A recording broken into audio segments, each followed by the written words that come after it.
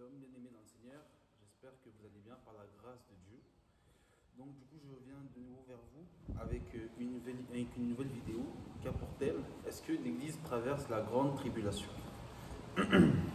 On voit en fait que dans beaucoup d'églises, il y a beaucoup de courants qui pensent que l'Église va traverser la grande tribulation. Que l'enlèvement se fera après la grande tribulation. Nous pouvons dénombrer comme l'Église adventiste, les baptistes, les calvinistes, certains groupes messianiques. Beaucoup d'églises pensent que l'enlèvement aura lieu après la grande tribulation. Certains courants pensent que ce sera au milieu de la grande tribulation. Et d'autres pensent que l'Église sera enlevée avant la grande tribulation. Qu'est-ce que la Bible dit par rapport à ces choses? Vous savez, il y a beaucoup de personnes qui mélangent Israël et l'Église. Beaucoup de personnes pensent que l'Église est Israël, et donc l'Église doit subir les mêmes fléaux qu'Israël, c'est-à-dire tout ce qui est déportation, tout ce qui est, comment on appelle ça, tout ce qui est persécution, etc. Comme Israël a subi ces choses, il faut que l'Église subisse ces choses. Mais beaucoup oublient le contexte des persécutions d'Israël. Lorsque nous regardons dans le livre des rois, le royaume d'Israël, le royaume du Nord, avait été envahi, asservi par les Assyriens parce que le peuple était quoi? Le peuple était désobéissant. Le peuple avait rejeté la loi de Dieu. Le peuple avait rejeté le culte pur, c'est-à-dire le monothéisme. Et on regarde depuis le premier roi, Jéroboam, jusqu'au dernier roi en Israël, au royaume du Nord, on va voir que c'était que d'idolâtrie. On voit, il y a des rois connus comme Akab, etc. Donc c'est pour cela qu'à cause de la désobéissance, Dieu a fait que son peuple soit exilé. Les 10 tribus soient exilées. C'est de même pour le royaume de Juda. Dieu va permettre que le royaume de Juda soit exilé pendant 70 ans à cause des mauvaises choses qui se passaient à Jérusalem. De même pour l'idolâtrie, etc. Donc on comprend que Dieu avait permis que Israël soit en exode, que Israël soit exilé par rapport à la désobéissance, par rapport au rejet des lois divines. Mais qu'en est-il de l'Église? Beaucoup oublient ces choses et beaucoup aussi comprennent mal l'Église et Israël. Nous parlons un jour de l'Église d'Israël, là n'est pas le but. Mais il faut savoir que l'Église ne remplace pas Israël. Mais l'Église n'est pas Israël aussi. Dans le sens prophétique, ce que je veux dire par là, c'est que prophétiquement, on voit qu'il y a une division. C'est-à-dire que si je prends par exemple Daniel 9, qui parle des 70 semaines de Daniel, où un jour nous pourrons en parler également, nous voyons que Dieu, l'ange Gabriel va venir, il va dire: voici ce qui va arriver, voici la prophétie de ton peuple. On va lire dans Daniel 9, au lieu de paraphraser, nous allons lire ceci dans Daniel 9. Regardez ce que Dieu dit à Daniel.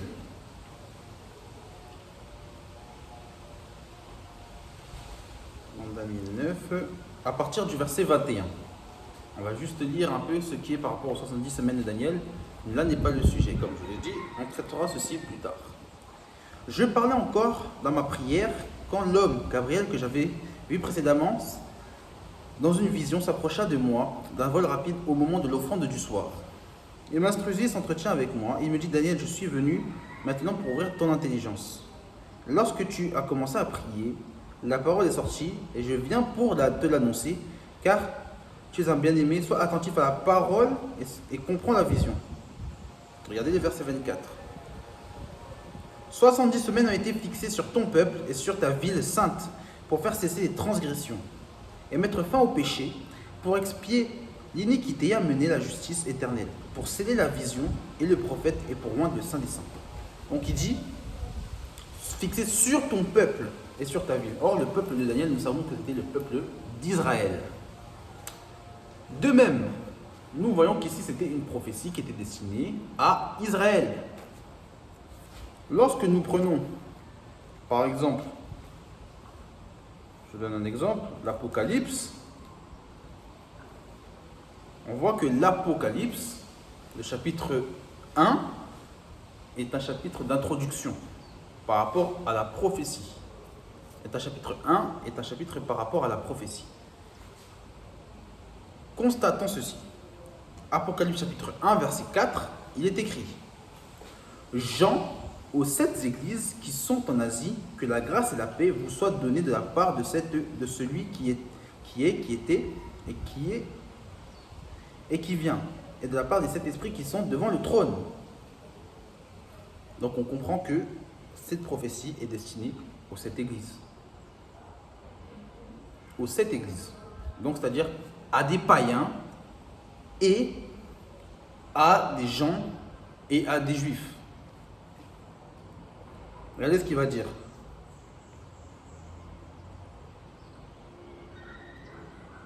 Il va dire au verset 11, ce que tu vois, écris-le dans le livre et envoie-le aux 7 églises. Apocalypse 1, verset 11. À Éphèse, à Smyrne, à Pergame, à Thyatire, à Sardes et à Philadelphie et à Laodicée. Il faut savoir que toutes ces villes se situent en Asie mineure, donc en dehors du territoire d'Israël. Donc juste prophétiquement, je peux dire une chose, Dieu s'adressait aussi aux nations. Parce que ces villes-là, c'était des villes de nations. Bien qu'il y avait des juifs dans ces villes-là. Mais ici, on comprend que Dieu s'adresse aux nations, c'est-à-dire à l'Église. Donc on voit que prophétiquement, il y a une scission entre les deux. Cependant, ça reste un peuple dans la finalité. C'est-à-dire que lorsque nous allons, toutes les prophéties vont arriver à leur terme, toutes les prophéties vont se conclure, et que nous irons auprès du Maître, pendant le millénium, nous verrons Israël, c'est les 144 000, etc., et l'Église ensemble, et régneront ensemble. Dans la finalité, on formera un seul peuple.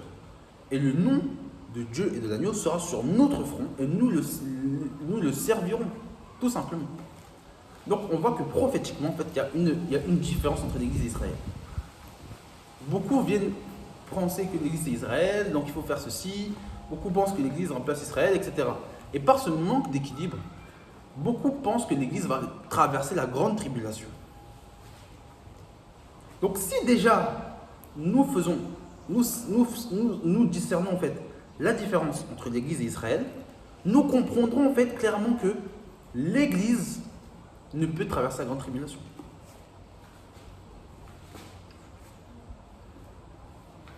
Vous savez, il y a cet exemple concret qui dit est-ce qu'un époux laisserait son épouse se faire persécuter avant de se marier? Quand on me dit que l'Église traverse la grande tribulation, moi j'aimerais savoir dans les Écritures où l'Église traverse la grande tribulation. On nous dit que nous aurons diverses tribulations. Les tribulations, c'est la persécution, c'est des épreuves. Mais rien ne nous dit que l'Église traversera la grande tribulation. La grande tribulation est mentionnée la première fois dans Apocalypse chapitre 7. C'est là que pour la première fois, le mot de la grande tribulation était compté. Est mentionné. Apocalypse 7, verset 14. Il dira quoi? Et je lui dis, mon Seigneur, si tu le sais, il me dit, ce sont ceux qui viennent de la grande tribulation et qui ont lavé leurs robes et les ont blanchis dans le sang de l'agneau. Donc ce sont des gens qui viennent de la grande tribulation. Mais à quel moment ces gens qui viennent de la grande tribulation sont venus? Vous savez, le problème, c'est qu'on aime bien prendre les Écritures dans un mauvais sens. Si on prend les Écritures dans un mauvais sens, nous en faisons une mauvaise interprétation. Je le dis souvent. Est-ce que toi, bien-aimé, qui penses que l'Église doit traverser la grande tribulation, tu te dis que tu laisserais ta femme, avant de te marier, se faire persécuter? Moi qui suis guadeloupéen, je ne vais pas... Qui suis guadeloupéen, exemple, moi je suis marié, mais exempté. Si je n'étais pas marié, que j'ai prévoyé de me marier, avant de me marier, je vais tester ma femme en la laissant dans un quartier chaud de Pointe-à-Pitre. Un quartier chaud de Pointe-à-Pitre, je la laisse là-bas, je la laisse se faire persécuter, attaquer, et là j'ai bon si elle est une femme digne d'être mariée. Ça n'a aucun sens. Ça n'a aucun sens. Dieu ne veut pas que son épouse puisse être persécutée. Regardez. Beaucoup aiment prendre Matthieu 24 pour parler du fait que l'Église traverse la grande tribulation. Il faut comprendre les choses. Dans Matthieu 24, Jésus s'adresse à des Juifs. Dans Matthieu 24, Jésus s'adresse à des Juifs. Et il faut le dire. Pourquoi je dis ceci? Matthieu 24, verset 20. Il dira quoi? Priez pour que votre fuite n'arrive pas en hiver ni un jour de sabbat.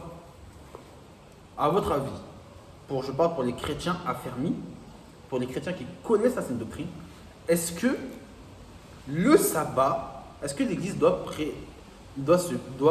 faire encore le sabbat aujourd'hui? Non, l'Église ne cède pas le sabbat parce qu'elle sait que le sabbat est spirituel et qui est en Jésus-Christ, selon Matthieu 11, verset 28 et selon Hébreux 4, verset 9. Nous savons que nous se reposons notre jour de repos, notre âme se repose en Jésus-Christ qui est celui qui est le repos et qui nous a dit que nous demeurons et nous entrerons dans son repos. Donc si je dis que l'Église traverse la grande tribulation, c'est-à-dire que je dois pratiquer le sabbat. Beaucoup vont dire que tu tords le sens des Écritures, frère, Non, mais je dis ceci. Parce que si je prends Matthieu 24 pour moi, en me disant que ce jour-là, lorsque je vais fuir, c'est un jour du sabbat. C'est-à-dire que je dois pratiquer le sabbat. Or, nous avons vu précédemment que l'Église ne pratique pas le sabbat. Donc, nous comprenons que dans Matthieu 24, Christ s'adresse à des Juifs, bien qu'aussi s'adresse à l'Église. Mais nous savons que ceux qui fêtent le sabbat aujourd'hui, ce n'est pas l'Église, c'est Israël. Donc, comprenez ceci, bien aimés. Ce problème de l'Église traverse la grande tribulation, ça me fait rire. Parce que lorsque je lis les Écritures, je comprends que Dieu n'a pas appelé son Église en jugement. Prenons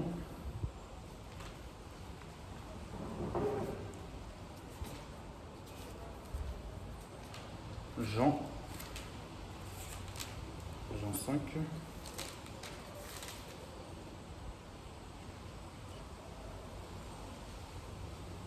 Jean 5, verset 24. On nous dit quoi? En vérité, je vous le dis, celui qui écoute ma parole et qui croit en celui qui a la vie éternelle ne vient point en jugement, mais il est passé de la mort à la vie. Or, nous savons que la grande tribulation sera un jugement. Tout à l'heure, on en parlera. Nous savons que la grande tribulation est un jugement. Mais le Seigneur Jésus-Christ nous dit que celui qui croit en lui, celui qui croit à celui qui l'a envoyé, a la vie éternelle et ne vient pas en jugement. Moi, je me pose la question, comment, moi qui suis en Christ, je dois aller de nouveau en jugement? Est-ce que cela a du sens? Non. Regardez, il y a un autre passage.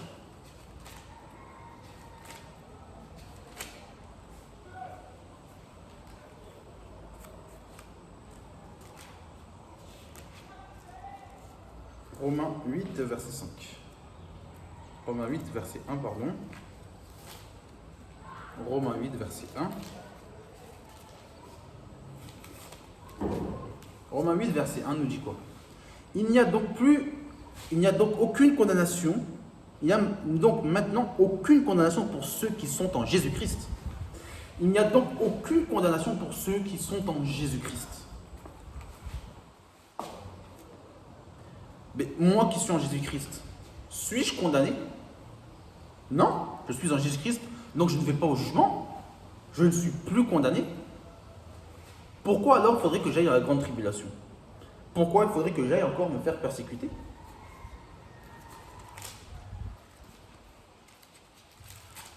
Un autre passage encore dans 1 Thessaloniciens chapitre 5.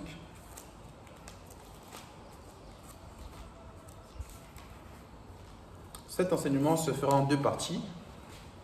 Là, j'essaie un peu de brosser et après nous étudierons en fait certains passages comme les 70 semaines de Daniel, les Matthieu 24 et l'Apocalypse. Pour qu'on puisse avoir la bonne interprétation des Écritures. Parce que si nous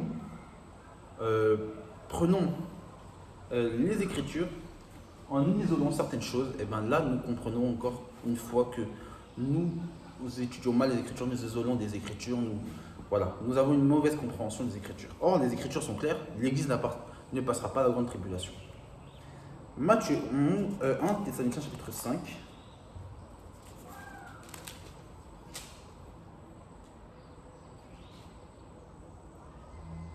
Verset 9. Car Dieu ne nous a pas destinés à la colère, mais à l'acquisition du salut par notre Seigneur Jésus-Christ. Car Dieu ne nous a pas destinés à la colère. Donc nous avons vu que ceux qui croient en celui qui l'a envoyé ont la vie éternelle et ne vont pas en jugement. Nous avons vu qu'il n'y a plus de condamnation en ceux qui sont en Jésus-Christ. Nous avons vu également que Dieu ne nous a pas destinés à la colère, mais à l'acquisition de notre salut par notre Seigneur Jésus-Christ.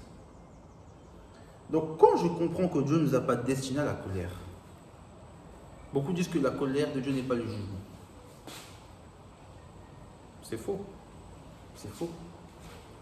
Vous savez, dès l'apparition du premier cavalier dans l'Apocalypse, donc Apocalypse 6 verset 1, c'est déjà un jugement.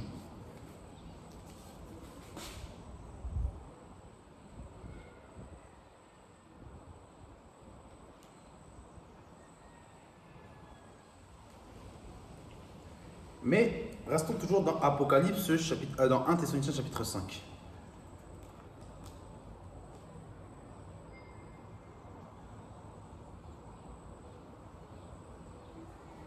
Regardez lorsqu'on prend 1 Thessaloniciens chapitre 5, versets 2 à 9, 2 à 4. Car vous savez bien que vous-même, que le jour du Seigneur viendra comme un voleur dans la nuit. Donc, c'est-à-dire que le jour du Seigneur est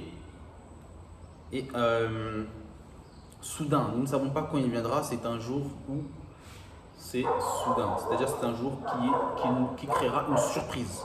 Mais lorsque nous voyons les gens déclarer que Christ reviendra après la grande tribulation, c'est-à-dire que ces personnes connaissent le jour. Alors lorsqu'on lit Matthieu 24, verset 36, on dira que nul ne connaît le jour ni l'heure, ni les anges des cieux, ni le Fils, si ce n'est que le Père. Donc nous voyons quoi? Nous comprenons que ceux qui disent que Christ viendra après la grande tribulation, ce sont des gens qui contredisent les Écritures parce qu'ils établissent déjà un jour ou une période. Ils disent qu'après les 7 ans, ou après les 3 ans et demi, peu importe selon les courants, selon les versions, selon les courants de pensée, selon les... Voilà. Beaucoup pensent que l'Église traversera la grande tribulation, donc c'est-à-dire qu'ils établissent une date. C'est-à-dire que leur espérance est déjà biaisée. C'est-à-dire que moi, si Jordan, je ne vois pas les 77 années ou peu importe, l'arrivée de l'Antéchrist, je vous dis que l'enlèvement n'a pas encore eu lieu, donc je peux ne pas me préparer. Et ne pas avoir cet effet de surprise comme les vierges sages ont eu lorsque l'époux est arrivé. Les vierges folles, ont eu lorsque l'époux est arrivé. Donc, c'est ce que je veux dire par là. C'est que si je déclare ceci, c'est que j'ai une espérance biaisée. En vérité, si je suis fidèle à cette doctrine, je ne peux pas dire que le Seigneur Jésus revient demain. C'est faux. C'est-à-dire que je dis que le Seigneur Jésus revient d'ici des années. Parce que ça ne s'est pas encore accompli, certaines prophéties. Il faut que ceci s'accomplisse. Il y a un autre point également, c'est que beaucoup font des erreurs entre l'enlèvement, c'est-à-dire la descente du Seigneur dans les cieux, et que nous allons à sa rencontre, et l'avènement du Seigneur dans Apocalypse chapitre 19, verset 13, où il reviendra sur un cheval blanc. Et là, il posera ses pieds sur la terre, comme il dit dans Zacharie 14. Donc, on voit en fait qu'il y a beaucoup de confusion aussi par rapport au retour du Seigneur et aux venues du Seigneur Jésus-Christ. Il viendra avec des nuées, sur des nuées, et l'autre, il viendra avec des nuées, sur un cheval blanc. Donc, on comprend qu'il y a beaucoup de choses.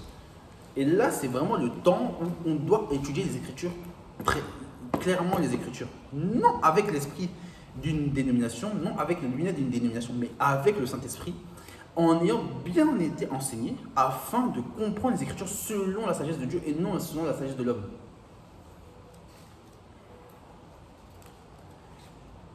Je continue au verset 3. Il dira, quand les hommes diront paix et sûreté, alors une ruine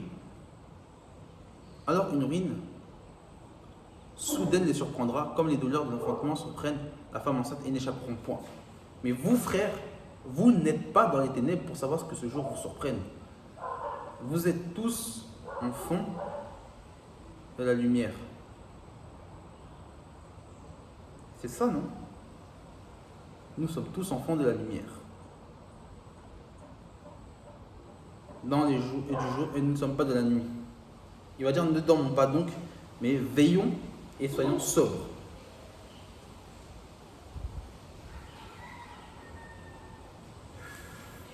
Du coup, ce n'est pas le passage que je voulais chercher, mais ce n'est pas grave. J'y reviendrai. Donc, soyons sobres, mes amis.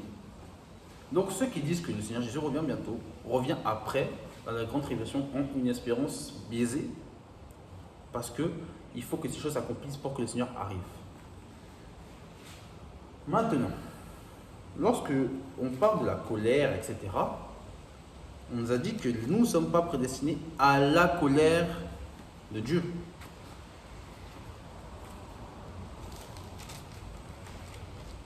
Nous étudierons différentes choses, nous étudierons différents passages pour prouver que l'Église ne traverse pas la grande tribulation. Nous allons étudier des passages de Daniel, nous allons étudier des passages d'Apocalypse et d'autres de Matthieu 24, Luc 17, etc. Pour prouver que l'Église ne traverse pas la grande tribulation. Là, je suis dans les grandes lignes pour démontrer que l'Église ne traverse pas la grande tribulation, que c'est un terme introductif et que nous allons pousser l'étude pour démontrer. Là, c'est la série 1, c'est la première vidéo que je fais, et nous ferons peut-être chaque semaine une vidéo pour exprimer que l'Église ne traversera pas la grande tribulation selon les Écritures. Donc nous voyons que le jugement de Dieu commence à partir du Apocalypse chapitre 6. Je regardais quand l'agneau ouvrit un des 7 sceaux et j'entendis un des 4 vivants qui disait comme une voix de tonnerre. Ah, là on parle d'une voix de tonnerre.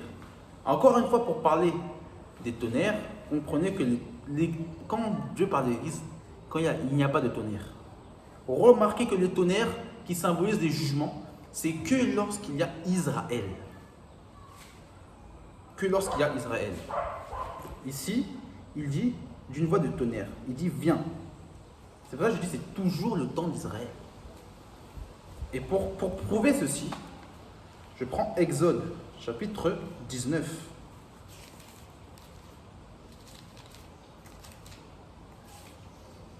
Exode 19, verset 16.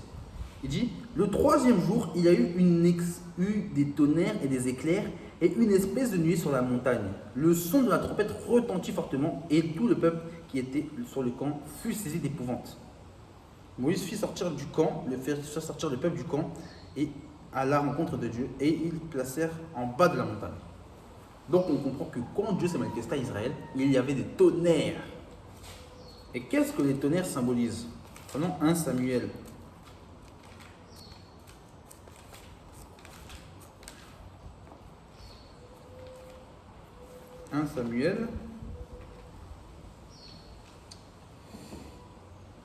Chapitre 2. 1 Samuel 2.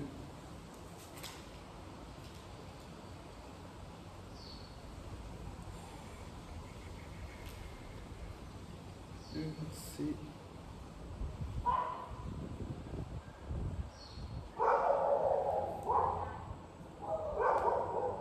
excusez-moi, bien aimé.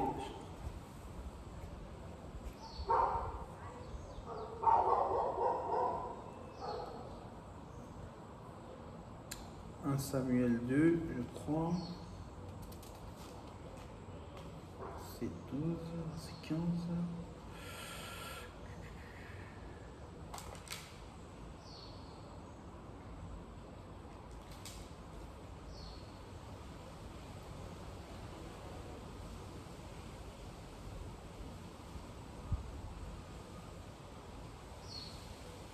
1 Samuel chapitre 2. Voilà, 1 Samuel chapitre 2 verset 10. Pardonnez-moi mes frères de l'attente que je vous ai fait avoir supporté votre frère Jordan. Il dira, les ennemis de l'Éternel trembleront. Du haut des cieux, il lancera sur eux son tonnerre, et l'Éternel jugera les extrémités de la terre, et il donnera la puissance à son roi, et il relèvera la force de son loin. Donc ici, c'est une prophétie. Là, il y a un contexte particulier, mais c'est une prophétie, on parle de Christ. Mais, voilà, on parle des tonnerres. Les tonnerres sont des jugements. Or, nous avons cru comprendre quoi? L'Église, ceux qui ont cru en celui qui l'a envoyé, en Jésus-Christ, quoi? Bien aimé, ils sont exempts de jugement. Il n'y a plus de condamnation pour ceux qui sont en Jésus-Christ et il ne nous a pas destiné à la colère. Donc nous comprenons que le jugement commence dès Apocalypse chapitre 6. Dieu juge les hommes. Bien sûr qu'il y aura le jugement du grand trône blanc. Voilà. Mais là, il y a ce jugement, ce que Dieu qui s'abat sur la terre. Et lorsqu'on parle de jugement et aussi de colère, parce qu'il y a la colère de Dieu et le jugement, ce sont deux choses qui sont liées et deux choses qui vont ensemble. Le jugement, il y a le jugement et dans le jugement, il y a la colère de Dieu. C'est pour ça que je dis dans Apocalypse chapitre 6, toujours au verset 12, il dit, je regardais et j'ouvris le sixième sceau, il y eut un grand tremblement de terre. Le soleil devint noir, un sac écrin, et la lune entière devint comme du sang.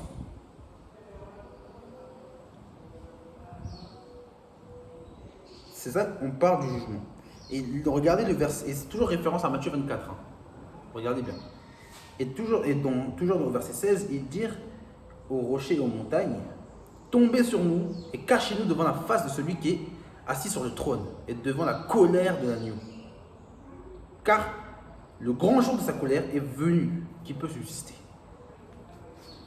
Donc nous voyons que nous avons le jugement, et dans le jugement, nous avons la colère de l'agneau.